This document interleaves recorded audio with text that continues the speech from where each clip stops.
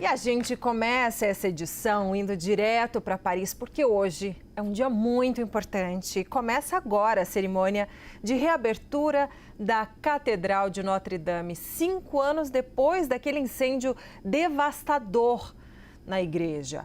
A nossa correspondente Priscila Yasbeck acompanha em loco essa reinauguração. Boa tarde, Priscila. Bom, Priscila está debaixo de chuva. Conta pra gente como é que é o clima, a emoção desse dia tão importante. Boa noite para você, Pri. Oi, Débora, boa noite a todos que nos acompanham. Um dia cheio de atividades aqui, inclusive diplomáticas. Agora há pouco a gente estava lá acompanhando também a reunião entre o presidente francês Emmanuel Macron e o presidente americano Donald Trump. Trump, inclusive, chegou com 45 minutos de atraso para a reunião, então o cronograma se atrasou um pouco. E a reunião que aconteceria na sequência entre Volodymyr Zelensky e Emmanuel Macron foi uma reunião que aconteceu entre os três, entre Trump, Macron e Zelensky. Eles, logo depois que terminaram a reunião, por volta das 7 horas aqui do horário local, 6h30, ali no laço para a abertura da cerimônia da Notre-Dame, eles saíram então e foram para acompanhar as solenidades de abertura da Notre-Dame. Falando então sobre esse momento histórico, a catedral que reabre depois de 5 anos daquele incêndio, aquela tragédia que aconteceu no dia 15 de abril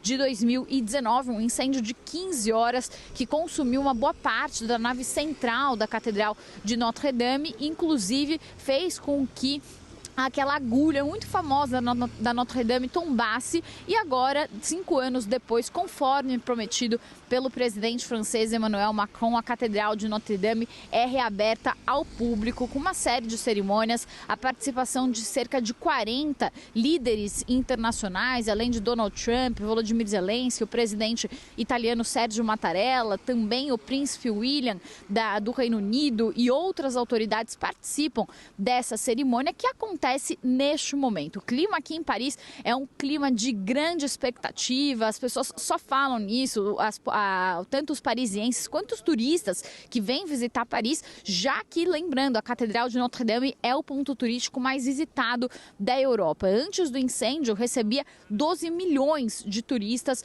por ano. A expectativa é, inclusive, que com a reabertura a catedral receba ainda mais visitantes. Lembrando que é um monumento religioso, portanto, é um monumento que não cobra a entrada desses turistas. Isso também ajuda a Catedral de Notre-Dame a ser uma das mais visitadas e o monumento mais visitado da Europa. Só para dar uma ideia, Débora, a Torre Eiffel, que também é um ponto turístico muito conhecido aqui de Paris, recebe 6 milhões de turistas por ano. Portanto, a Catedral de Notre-Dame é sim o ponto turístico mais importante de Paris. E tem, claro, uma importância histórica muito grande. A construção da catedral começou em 1163 e só terminou em 1345, quase 2 séculos depois. Ela que é chamada de uma joia gótica com as suas gárgulas e que foi imortalizada no romance de Victor Hugo, O Corcunda de Notre-Dame, que fez com que a catedral fosse conhecida no mundo todo. A Catedral de Notre-Dame também é uma sobrevivente do tempo, passou por diversos momentos históricos importantes, momentos de ebulição política, inclusive aqui na França, com a Revolução Francesa, quando diversos monumentos religiosos foram derrubados, mas a Catedral de Notre-Dame sobreviveu porque foi usada justamente como um ponto de encontros políticos entre os intelectuais da época. Depois ainda teve esse incêndio, então, que aconteceu há 5 anos, então dá para se dizer de fato que a Catedral de Notre-Dame ela sobrevive ao tempo. E também ela fica num lugar muito especial. Acho que vocês estão vendo ali atrás de mim, aqui eu estou na beira do Rio Sena. Ali a Notre-Dame toda iluminada, e a Notre-Dame ela surgiu no coração de Paris, na Ile de la Cité, por onde toda a cidade se desenvolveu lá nos tempos medievais. Então ela também tem uma importância geográfica de estar localizada no coração de Paris. Por tudo isso que essa cerimônia é uma cerimônia que é acompanhada não só pelos franceses, mas por pessoas do mundo todo. O Papa Francisco não participa dessa cerimônia. É comum que na abertura de catedrais os bispos e arcebispos participem, mas não o Papa. Mas ainda assim há uma importância muito grande para a religião católica. Inclusive, há uma discussão se haveria uma cobrança de ingressos para a entrada da Notre-Dame, e algumas autoridades francesas gostariam que essa entrada fosse cobrada para preservar os patrimônios públicos, enquanto a Igreja Católica pede para que isso não aconteça, para que a entrada continue sendo de graça, para que atraia o maior número de fiéis possíveis. A igreja, então, que vai ser reaberta ao público a partir de amanhã, inclusive com uma procura que já é enorme, e vários detalhes que a gente vai acompanhar ao longo do dia hoje, Débora. Os 8 sinos que já tinham na catedral foram restaurados, foram incorporados outros sinos também, aqueles sinos que o Quasímodo do Corcunda de Notre-Dame acompanhava e cuidava. Então, vários emblemas e sinais simbólicos que também estão sendo destacados nessa cerimônia que acontece hoje. Eu volto com você. Ai, Priscila, a gente está curtindo muito. Enquanto você vai falando, a gente está mostrando as imagens. Mostramos agora imagens ao vivo de autoridades chegando. Emmanuel Macron, olha aí a badalada do sino, a gente ouvindo. Emmanuel Macron e Brigitte Macron recebendo, então, autoridades. A gente está com imagens ao vivo, mesclando com as suas imagens. Agora, essa chuva, Pri, ela atrapalha um pouco a festa? A gente vê até que tem uma proteção, tipo uma tenda na entrada, assim, pelas imagens aéreas que a gente viu. Mas como é? Atrapalha um pouco ou você avalia que não?